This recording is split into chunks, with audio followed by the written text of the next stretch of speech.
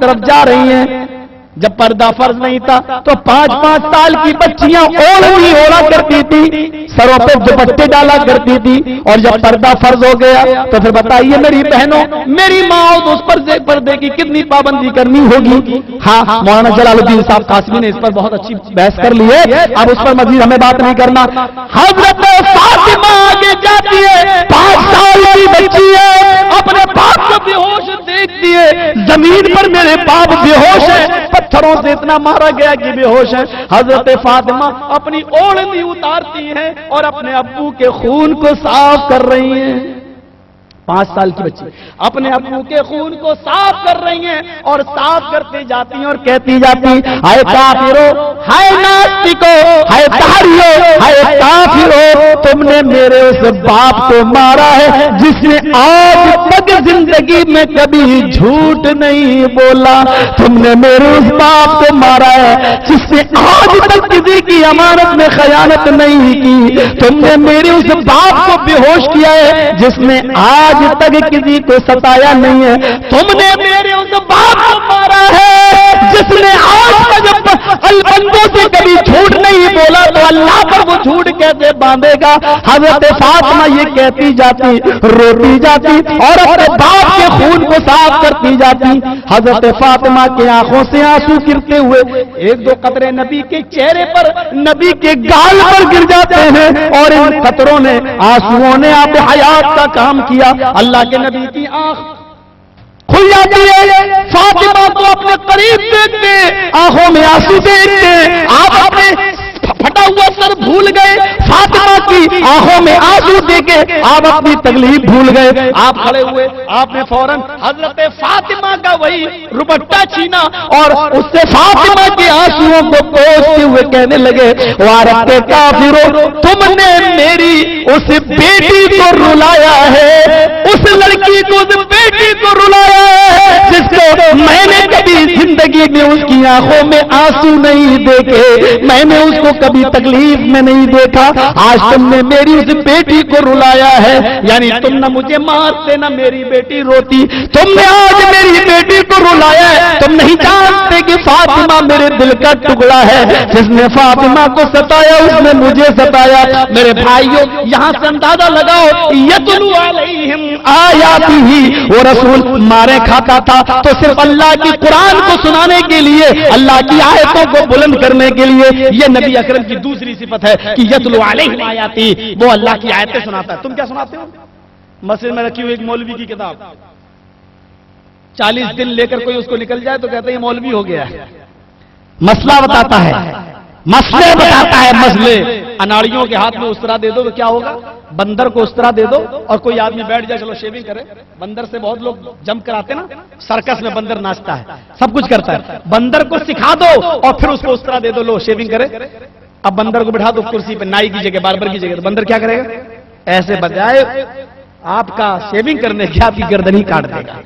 تو دین کے اناڑیوں نے آج 2-3 کتابیں پڑھ لی اور یہ لے کر نکل رہے صاحب اسلام کے ٹھیکیدار ہیں. یہ اسلام کو پھیلا نہیں رہے بلکہ اسلام کی گردن پہ چھری چلا رہے ہیں, اسلام کو توڑ مروڑ کر لوگوں کے سامنے پیش کر رہے ہیں. یہ اناڑیوں کی مثال ہے. یہ بندروں, جیسے بندر شیونگ کے بجائے گردن کاٹتا ہے, یہ اسلام کا گردن کاٹ رہے ہیں. جب تک مہارت نہ ہو میرے بھائیوں تب تک نہیں. آج کل 40 دن جو چلا جائے فتوا دیتا ہے, یہ کرو وہ کرو, اور تقریروں کا فیصلہ کرتا ہے. فلاں مولوی کی تقریر ایسی, فلاں کی ایسی, فلاں آدمی ایسا بولا, فلاں ویسا بولا, یعنی جس کو خود علم نہیں ہے وہ آدمی نمبر دیتا ہے بیچارہ. نمبر, کچھ لوگ نمبر دینے آتے ہیں نا, نمبر دینے. پہلے نمبر پہ کس کی تقریر, دوسرے نمبر پہ کس کی تقریر. یہ پہلا امتحان حال ہے جہاں مولوی کو نمبر پبلک دیتی ہے. مولوی کا نمبر کو پبلک نمبر دیتی ہے. پہلے کوئی عمل کے لیے نہیں آتے, کوئی نہیں. ایسے ہی نماز پڑھانے والے آج مسجدوں, کبھی کبھی رونا آتا ہے میرے بھائیوں, قسم خدا کی. ایک بار پہنچا بنگال کے کلیا چک علاقے میں, تھوڑی سی دیر ہوئی, گاڑی سے پہنچا, نماز پڑھا رہا تھا. اللہ اکبر, تھا میرا ہی آدمی, ہم دوسروں کو نہیں کہیں گے. الحمدللہ رب العالمین الرحمن الرحیم. پڑھنا تو پڑھی نماز, لیکن کبھی کبھی بڑا افسوس ہوتا ہے کہ یہ حال ہے مسجد. ایک مسجد تو کلیا چکے علاقے میں ایسی ہے کہ وہاں جب پوچھا تو کہا مولوی صاحب یہی مؤذن ہے، یہی اذان دیتا ہے، یہی اقامت کہتا ہے، یہی نماز پڑھتا ہے، یہی امام، دوسرا اب کیا ہو جب ایسے لوگ نماز پڑھانے لگے؟ وہ سنا نا، شاید میں نے کبھی بیان کیا تھا، مجھے یاد نہیں ہے، اس علاقے میں کبھی بیان کیا، 2-3 سال سے تو میں آیا نہیں ہوں۔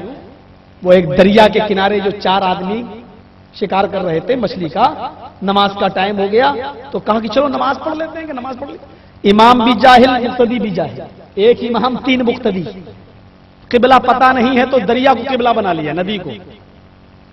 اللہ اکبر، اب ظہر کا وقت تھا، کمینے زور سے تلاوت کر رہا ہے ظہر میں، الحمدللہ رب العالمین الرحمن الرحیم مالک یوم الدین ایاک نعبد و ایاک نستعین، یہاں تک تو گاڑی صحیح چل گئی۔ اب امام نے جو کہا اہدنا الصراط المستقیم، تو یہ کہنے والا ہوا، اس کی نظر ندی پہ پڑ گئی، اہدنا الصراط، مچھلی خوب اونچی جمپ لگا کے اندر گھس گئی، ایک مچھلی اچھل کے اندر گھس گئی، اہدنا الصراط، در دریا کھڑبڑچی ہوئی، امام صاحب در دریا کھڑبڑچی، ارے دریا میں کون سی چیز کھڑبڑا رہی ہے؟ پیچھے 3 مقتدی تھے، ایک کہتا ہے نماز میں بولا نہیں جاتا، نماز خراب ہو جائے گی تمہاری۔ دوسرا اس کو کونی مار کے کہتا ہے چپ چپ، تیری بھی نماز خراب ہو جائے گی، تو کیوں بول رہا ہے؟ تیسرا جو بچا وہ کہتا اللہ تیرا شکر ہے کہ میں نہیں بولا۔ یہ حال ہے، یہ حالت جب ہوگی تو وہاں سب کا یہی حال ہوگا۔ مدرسوں کی قدر کرو، اردو کا جنازہ نکال دیا ہے گورنمنٹ نے، اگر ایسا نہیں ہوگا کوئی احسان ملائی ظہیر علی میں ندوی جیسی شخصیتیں پیدا نہیں ہوگی۔ قدر کرو ان ندوی مدرسوں کی، اردو کے خلاف تو پلاننگ بن چکی ہے، چاہے آپ کا بہار ہو، جھارکھنڈ ہو یا کوئی بھی ہو، اردو کے خلاف یو پی ہو، سب نے منظم سازش کر کے اردو کا جنازہ نکال دیا ہے۔ آج نوٹ کو دیکھ لیجیے آپ، نوٹ، سرکاری نوٹ جس کو آپ استعمال کرتے ہیں، ہندوستان میں جتنی زبانیں بولی جاتی ہیں ان سب زبانوں میں لکھا ہوا ہے، جیسے 100 کا روپیہ 100 روپے، 100 روپی سب لکھا ہے۔ آپ دیکھ لیجئے اس نوٹ میں سب سے نیچے اردو زبان میں لکھا ہوگا، سب سے نیچے، یعنی اردو کی حیثیت سب سے نیچے ہے۔ چلو راشٹریہ بھاشا تمہاری ہندی تھی، ہندی کے بعد تم کر دیتے، انگلش کے بات کر دیتے، لیکن تمہاری ذہنیتیں اتنی گندی ہو چکی ہے اردو کے تعلق سے، تمہیں یہ چیزیں کون بتائے گا مسلمانوں؟ یہ ساری چیزیں ملا مولوی بتائیں گے، ملا مولوی۔ غور کرو کہ اردو کے نوٹ پر بھی سب سے نیچے اردو میں ملا ہوگا 100 روپے، 5 روپے، 10 روپے، 20 اردو میں سب سے نیچے۔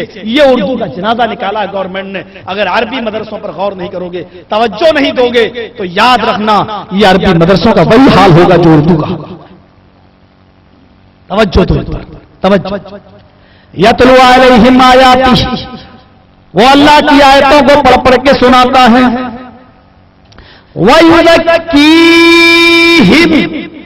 تیسری چیز، اور ان کو پاک و صاف کرتا ہے گناہوں سے، تزکیہ کرتا گناہوں سے، شرک، بدعت اور غلیظ گندگی اور گندے گناہوں سے، شرک سے، یعنی وہ تزکیہ کرتا ہے، دلوں کو پاک و صاف کرتا ہے۔ اس میں کوئی شک نہیں کہ محمد رسول اللہ نے شرک سے ماحول کو صاف کیا، بدعتوں سے ماحول کو صاف کیا اور گناہوں کی گندگی سے ماحول کو صاف کیا، جیسا کہ بھاگوت پراڑ کا یہ منتر بھی بتلاتا ہے، ایسے کلو گلپرائے گنیشو کھڑگڑ مل دھرمت تروڑ ایسے رین بھگوان اترشیتی دھرمت تروڑ۔ جب ساری جنتا گدھے اور جانوروں کی طرح ہو جائے گی، اس کل یگ میں جب ساری جنتا گھر گھر مڑی جانوروں کی طرح ہو جائے گی، جنیشو ساری کی ساری جنتا دھرمت تروڑ، تب دھرم کی رکشا کرنے کے لیے، ستوین اور سچے کو نافذ کرنے کے لیے بھگوان اترشیتی، بھگوان اتریں گے، یعنی اللہ بھگوان کو۔ اللہ کی عرب کے اندر بالکل جنتا بالکل عوام گدھوں کی طرح ہو چکی تھی، لڑکی پیدا ہوئی تو دفن ہو رہی ہے،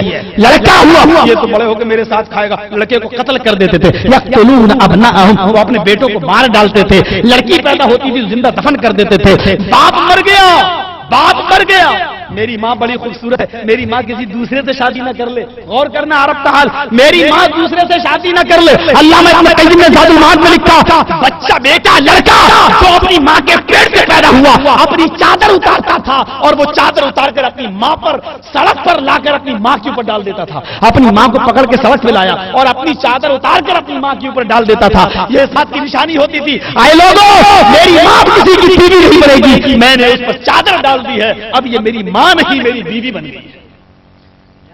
غور کر رہے ہیں جو لڑکے اپنی ماں کو باپ کے مرنے کے بعد بیوی بنا لیتے ہوں, اس سے زیادہ جانوریت اور کیا ہوگی, اس سے زیادہ جہالت اور کیا ہوگی, اس سے زیادہ گمراہی اور کیا ہوگی. جریشو گھر گھر گڑی ساری جنتا گھروں کی طرح ہوگی. تدھستو شمبھل گرام میں سوچ سواجی ہو جاتا ہے منگلا چار بہولا, تب وہ منگلا چار نیک کام کرائے گا. بہولا پاپ پتا بھی جتا اور بڑے بڑے گناہوں کو نام لے لے کر مٹا دے گا. بہولا پاپ پتا بھی جتا. بہولا کہتے ہیں باہوبلی, شہاب الدین نیتا سیوان کا کیا باہوبلی نیتا, باہوبلی بہت بڑا. تو بہولا پاپ بھی جتا وہ بڑے بڑے گناہوں کو نام لے کر یعنی کبیرہ گناہوں کو نام لے لے کر مٹائے گا. اللہ کے رسول نے کبیرہ گناہوں کو نام لے لے کر مٹایا. کبیرہ گناہوں کو نام لے لے کر ایو ذنب اکبر عند اللہ. پوچھنے والے نے پوچھا سب سے بڑا گناہ کون سا اللہ کے نزدیک؟ فرمایا ان تدعو للہ ندا وهو خلقک, اللہ کو چھوڑ کر کسی دوسرے کو پکارو حالانکہ اس نے تمہیں پیدا کیا. قال پوچھنے والے نے پوچھا اس کے بعد سب سے بڑا گناہ کون سا ہے؟ فرمایا ان تقتل ولدک خشیۃ ان یطعم معک, اپنی اولاد کو اس ڈر سے قتل کر دینا کہ بڑے ہو کر میرے ساتھ کھائے گی, یعنی بڑے ہو کر میرے ساتھ بوجھ بنے گی. آج لڑکیوں کو اس ڈر سے ماں کے پیٹ میں مار ڈالا جاتا ہے کہ بڑی ہو کر جہیز کہاں سے لایا جائے گا اس کا. مولوی صاحب 4 لڑکیاں ہیں, کیا کریں, اسپتال میں گئے الٹرا ساؤنڈ میں چیک کرایا, کہا لڑکی, ارے 4 لڑکیاں تو پہلے سے ہیں, یہ بھی لڑکی, ڈاکٹر صاحب ختم کر دو. اور حمل کرا دیا جاتا ہے, لڑکی مار ڈالی جاتی ہے ماں کے پیٹ میں, لڑکا ہو یا لڑکی جو راہ مادر میں مار ڈالا گیا. بخاری شریف کی روایت ہے قیامت کے دن اللہ اس بچے کو زبان دے گا اور یہ بچہ اپنی ماں کی پستان سے لٹکا ہوا آئے گا. جاء یوم القیامہ ومعلق بین ثدیہا ویقول یا ربی ہذہ امي قتلتنی.